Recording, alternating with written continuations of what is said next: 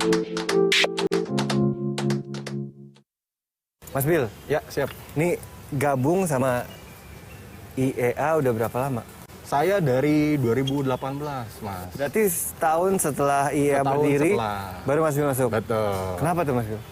Kalau masuknya memang karena waktu itu ada satu kejadian juga yang menimpa keluarga saya. Kebetulan ada om saya waktu itu meninggal. Dan juga di weekend. Biasanya kan kalau weekend kan rame banget kan, penuh, crowded gitu. Akhirnya coba nih ada nggak sih teman-teman yang bisa bantu gitu loh. Jadi pas cek-cek searching di dunia sosial media, dapet nih gitu. Ada grupnya, grup di Facebook gitu.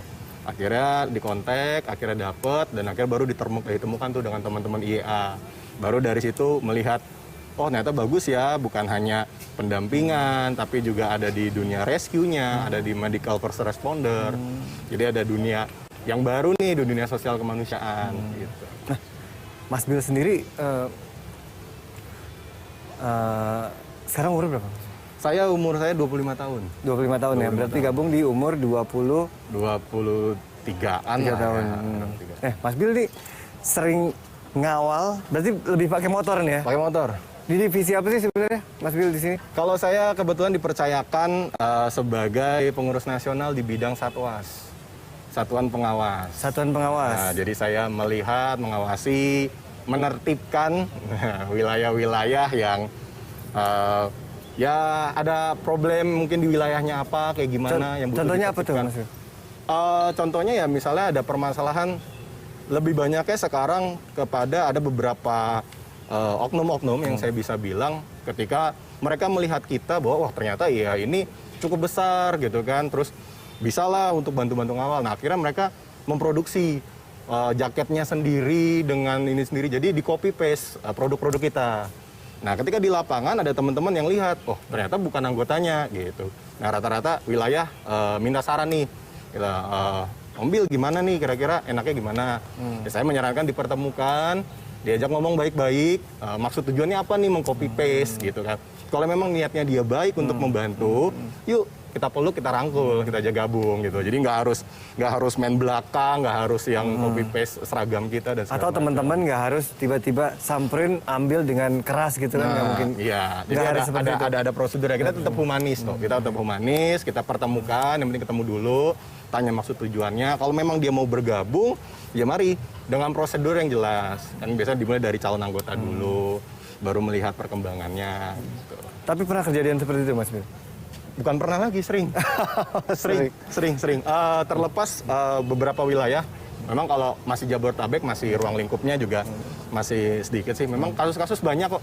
Di wilayah Sumatera, di wilayah Kalimantan, bahkan di Jawa Tengah, Jawa Timur, pasti ada aja gitu. Hampir setiap bulannya, saya selalu by phone, minta saran segala macam. Nih, ada kayak gini nih, ini gimana gitu loh, pencerahannya gimana.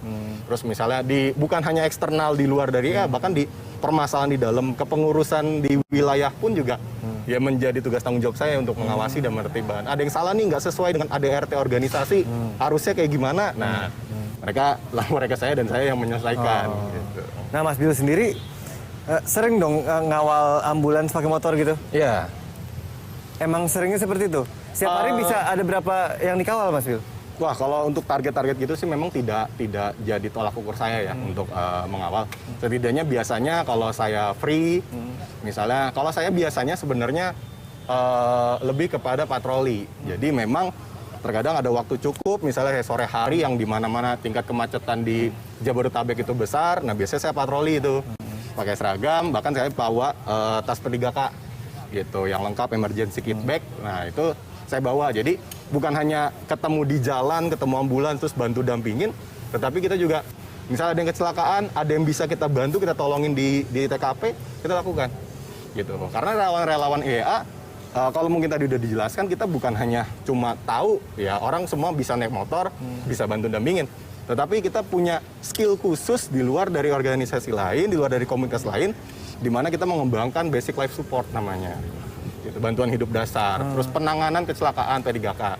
Dan rekan-rekan relawan IEA pun juga bukan hanya tahu, bahkan bersertifikasi. Oh gitu? Ya, termasuk saya gitu. Kita bekerja sama juga dengan beberapa yayasan-yayasan yang memang mereka bisa mengeluarkan sertifikat bantuan hidup dasar BHD atau BLS Basic Life Support gitu. Jadi yang ada masanya itu 3 tahun. Jadi setelah 3 tahun teman-teman bisa belajar lagi. Jadi ilmu itu nggak akan mundur gitu. Jadi kita tetap terupgrade nih, apalagi materi yang kita bawa, materi yang kita ambil itu dari American Association Heart kalau nggak salah. Atau saya kebalik pakai kurang lebih seperti itu. Jadi pelajarannya itu langsung dari Amerika gitu, dan itu di-upgrade selama 5 tahun. Itu wajib untuk untuk anggota, seluruh anggota ya gitu. Jadi ketika mereka masuk dari calon anggota, nah mereka harus tahu dulu, harus belajar dulu itu. Jadi ketika mereka udah pegang sertifikat itu, baru direkrut jadi anggota. Tapi memang di lapangan tidak semua wilayah melakukan hal itu. Mungkin karena mereka yang penting kuantitas dulu nih, banyak dulu anggotanya biar besar gitu. Tapi memang kita sebagai pengurus nasional menyarankan supaya bahwa setiap anggota harus memiliki sertifikasi Basic Life Support. Dan itu dikembangkan. Free kan? Kalau untuk pelatihan-pelatihan itu balik lagi dalam kebijakan-kebijakan wilayah dan yayasan. Tapi memang namanya soal sertifikasi, balik lagi kita relawan, duit pribadi. Berarti nggak ada gaji ya? Nggak ada gaji sama sekali.